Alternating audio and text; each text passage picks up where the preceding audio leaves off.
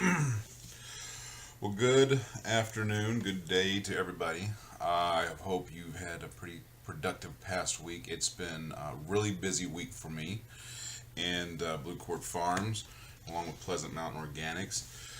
So let's go ahead and just dive right into it. First of all, I want to talk about last week. I went down to Austin to have an interview, and originally we thought that the interview would be about Texas the Texas Veterans Parade Committee not allowing Texas Veterans for Medical Marijuana to march in the parade. Now they said that they grouped us in with Black Lives Matter and the sons and daughters of uh, the Confederacy, which is the reason they didn't allow them to march in certain parades as well. So while we argued it, and David went up there to argue it, and he lost the argument. It's important to note that this movement is not about a parade. This movement is about a freedom that you're going to, and a right that you deserve. So it's a bump in the road, but let's not get too wrapped up in that one bump, and let's continue to move forward. We went down there to do the interview. They didn't really talk about that aspect on the Veterans Parade, but they did talk a lot about medical marijuana and what positive effects it's been doing for the community, even though it's illegal in Texas. And so we had a chance to talk to Senator Menendez. And this was important because we got a chance to discuss to him what our ailments are, what the issues really are, and what do we need to do to get this passed, okay? And that's what I want to talk about right now. There are bills that are going to be in session, and we've looked it up. You go to Texans for Responsible Medical Marijuana Reform, Heather Fazio, follow her, Jax Fink, who followed them. They can show you all the bills that are going to be going into committees and going into, hopefully head to the House and the Senate to be voted on. Now, in order for these things to happen, they're going to have to go into committees and they're going to have to be heard. So that's our first really big step. Once we find out who's on those committees, what we want to do is we want to make sure that we send as much information to those people and contact those people to ask them to hear the bill so that the bill can be heard. And once we pass that, we'll go to the next stage and the next stage and the next stage. But if you call them and say, hey, you need to vote for this bill, well, they're not at the voting part yet. So let's get them to that voting part. So let's say, hey, I'd like for you to hear this and hear our argument. I think we have the right that we should, with the right to hear our argument. We couldn't get it done last year. Let's see if we can get it done this year. Or the last session, we're going to see if we can get it done this session. So that was one of the things that Senator Menendez was really emphasizing. He has a ton of political experience and political background. In his professional opinion, we want to focus on the committees that are hearing the bills to get the bills heard. Okay, that's going to be our first obstacle. So we'll work on on every obstacle that's going to be coming up. He was very positive, but he was very straightforward with us about where he thinks that cannabis is going to fall in this first season. I obviously want full legalization, like everybody else who follows me and who knows what we've been doing. But the reality is, I think probably one of the best things we're going to get is decriminalization. We're going to keep pushing all the bills, and whichever has the most support, we'll continue to pile on and get as much done as possible. So, if you're at home and you're upset at the fact that or you think that we're only working on decriminalization bills, if you think that this movement is only concerned about that and not pushing hard enough, you're completely wrong. We're pushing for the whole thing. We're seeing what we can get and what we can win, and our victories are very hard to come by in Texas versus Colorado or anything else.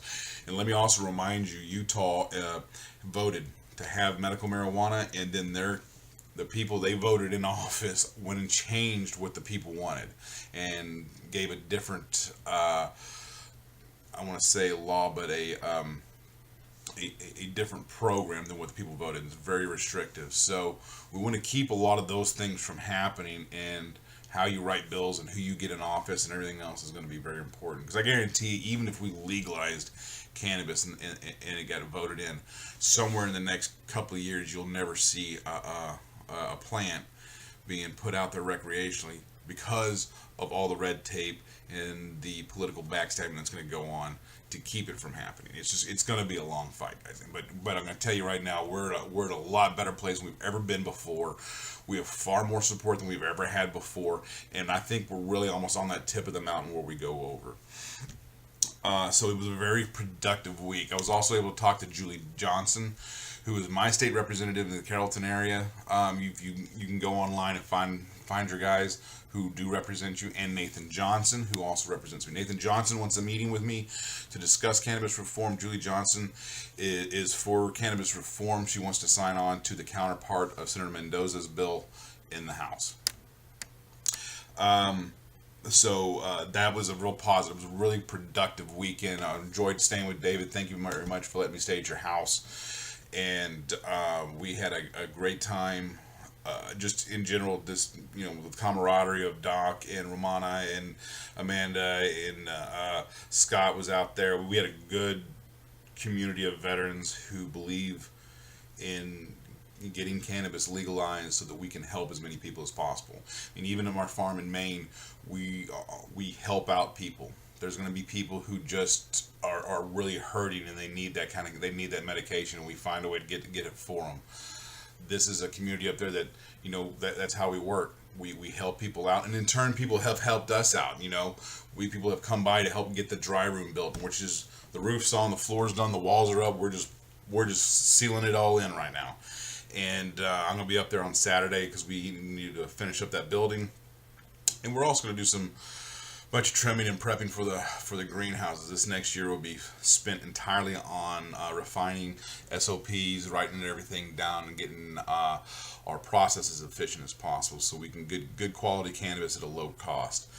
So that's always a key thing. Keep your cost per gram, cost per pound down. We'll see, what else do we have. Oh, I did want to tell you this, and I actually put this on Instagram, but we had a coin challenge by one of the state troopers there when I walked into the Capitol. He wanted a Texas Veterans for Marijuana patch, and he gave me a coin in return. Now, that's a big deal in the military. It's something that's normally not done unless you really want it. And for a trooper who wants to do it, I think, it's kind of a way of saying, we really agree with what you guys are doing. We can't say it out loud, but this is a way we can say that, we agree. We want to see you guys get helped out. So that was a really cool thing. The hemp bill, this is a good thing. Looks like it's going to be fully in the farm bill, and I don't know when the vote's going to happen, and I have no idea, but it's a good farm bill, and hopefully we can get that passed. Now, if that does get passed, I would say it'll be left up to the states, and more likely that will be a big issue on the agricultural side, and we want to make sure that hemp is not heavily regulated, because it becomes very expensive to buy in bulk, and that means that the hemp shirts, the hemp plastic, everything else becomes more expensive to make, and the cheaper plastic version will win out in large bulk orders. So you want to make sure that the regulations and everything else are refined down to where you can make it as inexpensive at the same cost as it would be other plastic, so that you can make hemp plastic. You understand what I'm saying? That supply chain needs to be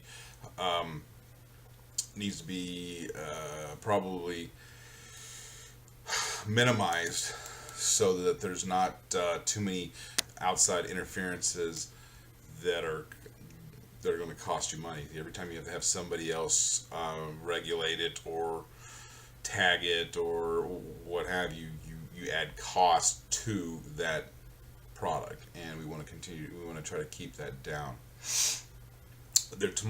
Tonight, the guys for the North Texas Cannabis and group, I think it's called Green Light Events now, which is a good name. I like that. They're having an event tonight, and I'll be out there. I'll be glad to see everybody, see how everybody's doing. So lots of work ahead of us, man. Lots of work. So get your sleeves rolled up. Start finding out who represents you, and let's see if we can get out to. Let's see if we can get out to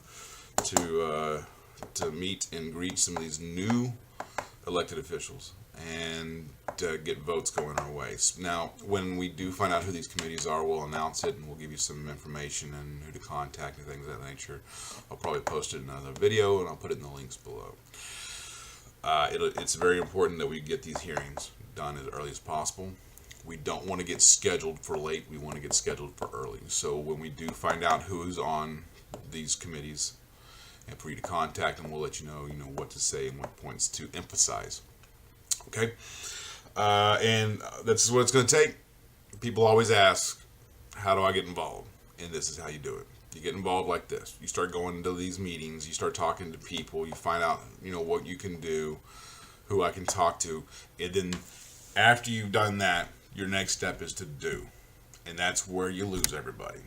The doing part is the tough part. If you want to get shit done, do it. Someone asked me before, a long time ago, and said, I don't think you're never going to be able to get a cannabis company or a farm, but I got one up in Maine. So nothing's impossible. It's all figured. You got to figure out how to get it done.